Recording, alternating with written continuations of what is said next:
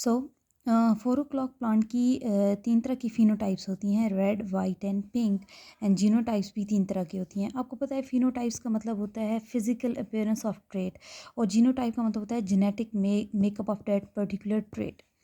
सो इस चीज़ को हम इस तरीके से समझते हैं, जैसे कि 4 o'clock प्लांट पे जो है साइंटिस्ट ने वर्क किया था, तो यहाँ पर आपने थोड़ा सा फोकस रहना है।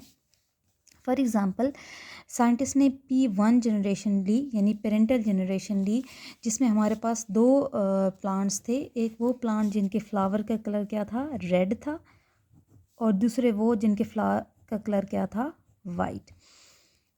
अब रेड कलर के लिए जो हमारे पास जीनोटाइप होती है, that is R1 and R1, यानी जब भी R1 होगा तो फ्लावर का कलर क्या होगा, रेड। और वाइट कलर की हमारे के पास क्या है, R2 एंड R2। जब भी R2 एंड R2 होगा तो हमारे पास फ्लावर का कलर क्या होगा, वाइट। अभी चले हम इनके बीट्स बना लेते हैं। फॉर एग्जांपल R1 है तो हम एक ही दफ़ा लिख लेते हैं, और यहाँ पर क्या है, R2 है। जब इन दोनों का क्रॉस किया जाता है तो हमारे पास जीनोटाइप क्या आती है, R1 एंड R2। अब इस सिचुएशन में R1 यानी जो रेड कलर को रिप्रेजेंट कर रहा है, ये भी एक्सप्रेस होता है, और R2 जो कि वाइट कलर जो है वो बनाता है, ये भी क्या करता है, एक्सप्रेस होता है। अब ना R1 R2 पे कम्प्लीटली डोमिनेंट है कि वो सारा रेड जो है कलर आ जाए फ्लावर का, और ना ही R2 R1 पे क्या है, डोमिनेंट है।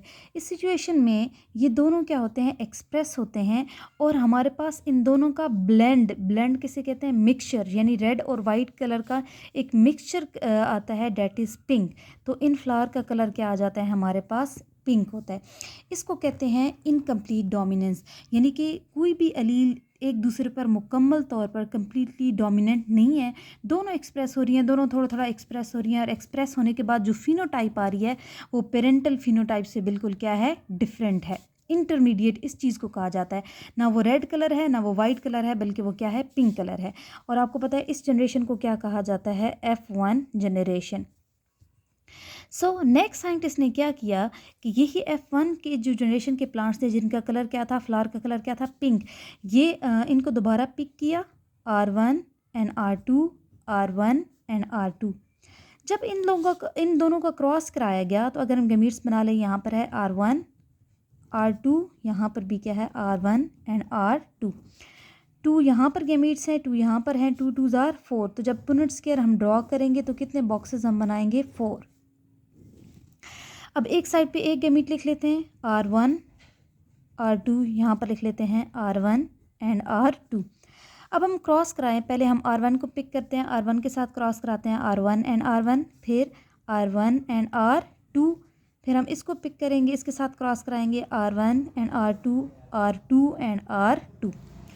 अब ये हो गई जीनोटाइप। इनकी फिनोटाइप डिस्कस करते हैं। R1 हमें पता है ये किसको रिप्रेजेंट करता है, रेड, यानी फ्लावर का कलर क्या होगा, red. R1 and R2 date is pink. R1 and R2 again pink, and R2 is white. अगर हम देखें तो जो रेड कलर है वो हमारे पास उसकी क्या प्रोबेबिलिटी है, 1। जो पिंक है डेट इज 2, एंड वाइट हमारे पास क्या है, 1। तो यहाँ पर हमारे पास क्या चीज़ शो हुई है, डेट इज़ इनकम्प्लीट डोमिनेंस। अब हम इस चीज़ को दोबारा भी यहाँ पर देख सकते हैं, ये आपके लिए मैंने क्रॉस ड्रॉ किया है, यहाँ पर ये सारी सिचुएशन है। अगर आपको ये क्रॉस अच्छे से समझ आ गया तो यहाँ पर एक जेनेटिक प्रॉब्लम है जिसको आप अच्छे से सॉल्व कर सकते हैं। कहते हैं when a pink flower 4 o'clock plant की एक पिंक कलर का जो फ्लावर है उसको क्रॉस कराया जाए किसके साथ, विद रेड फ्लावर प्लांट, तो हमारे पास प्रोबेबिलिटी क्या होगी, आपने ये बताना है कि रेड फ्लावर प्लांट की प्रोबेबिलिटी क्या होगी, पिंक की क्या होगी, और पिंक और रेड की रेशो क्या होगी। तो ये मैंने आपको P1 बता दिया है, इसको हम P1 कहेंगे। पिंक की ये हमारे पास जीनोटाइप है, और रेड की ये जीनोटाइप है। ये अब आपने क्रॉस करना है और मुझे बताना है कि आपके पास इसके क्या रिजल्ट्स आए हैं। सो होपफुली आपको इनकम्प्लीट डोमिनेंस की जो है ना नॉलेज, आपका जो है, जो कॉन्सेप्ट है, जो भी आपकी चीज़ें हैं वो क्लियर हो गई होंगी। नेक्स्ट हम बात करते हैं अबाउट को डोमिनेंस। फर्स्ट ऑफ ऑल, को का मतलब ये है बाहमी, मतलब यानी कि जिसमें दोनों अलील्स जो हैं वो क्या हैं, डोमिनेंट हैं। अगेन कंट्रास्टिंग एलील्स हैं, सेम लोकस पे हैं, लेकिन यहाँ पर क्या है, ये दोनों इंडिपेंडेंटली यानी ये दोनों आज़ादाना तरीके से क्या कर रही हैं, फ्रीली जो है एक्सप्रेस हो रही है और कोई किसी पर कोई इन्फ्लुएंस नहीं डाल रहा। इसको हम अच्छे से किससे अंडरस्टैंड करेंगे, human MN blood group system होता है जिसकी 2 एलील्स होती हैं, LM एंड LN। अगर एक पर्सन है और उसके अंदर उसके जो रेड ब्लड सेल हैं उसके ऊपर जो एंटीजीन है वो M है, तो ब्लड ग्रुप क्या होगा, M। N एंटीजीन है तो ब्लड ग्रुप क्या होगा, N। और अगर दोनों एंटीजीन्स हैं यानी कि M भी है और N भी है तो ब्लड ग्रुप क्या होगा, MN। अब हम आ जाते हैं इसकी जीनोटाइप पे। कैपिटल LM अगर ये सिचुएशन होगी तो ब्लड ग्रुप M होगा, LN होगा तो ब्लड ग्रुप N होगा, और अगर एक M और एक N।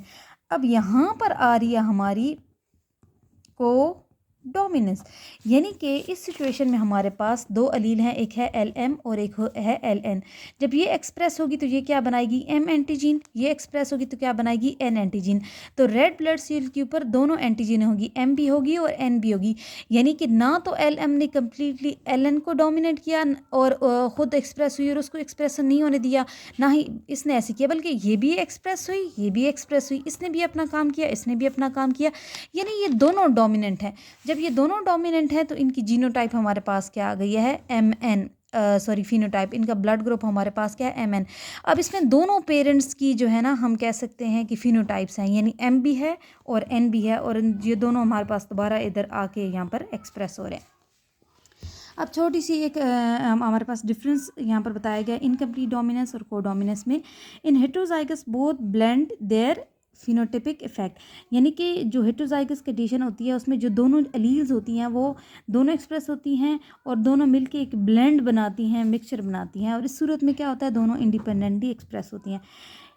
इनकम्प्लीट डोमिनेंस में जो नई फिनोटाइप आती है वो इंटरमीडिएट होती है, ना वो एक पेरेंट की तरह होती है, वो दूसरे पेरेंट की तरह होती है, बल्कि उनका मिक्सचर होती है, और इसमें दोनों पेरेंटल फिनोटाइप्स क्या होती हैं, मौजूद होती हैं। एग्जांपल क्या है, 4 o'clock, और यहाँ पर क्या है, human MN and AB blood group system.